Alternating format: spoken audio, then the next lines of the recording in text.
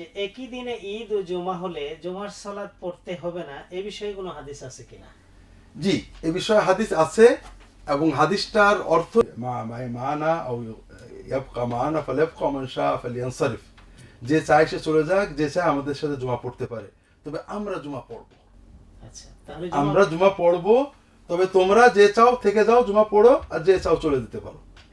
এই হাদিসের আলোকে কোন কোন ফকি বলেন, ইমাম আহমদ রাহিমাহুল্লাহ থেকে একটা বর্ণনা, যে জুমার দিনে যদি ঈদ হয়, ঈদ পড়লে আর জুমা লাগবে না, জুমাটা অপশনাল হয়ে যাবে। জি, কিন্তু অন্যান্য ফকিরা বলছেন যে না, এই হাদিসের অর্থ হলো যে রাসূলুল্লাহ সাল্লাল্লাহু আলাইহি ওয়াসাল্লামের সময়ে বেদুইনরা, যাদের উপরে ঈদ জুমা ফরজ নয়, মরুভূমিতে যেখানে ঈদও হয় না জুমা হয় না, তারা ঈদের আনন্দের জন্য মদিনায় চলে আসতো।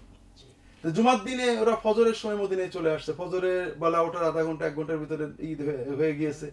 এখন তারা কি জুমা পর্যন্ত 12টা পর্যন্ত থেকে যাবে না চলে যাবে?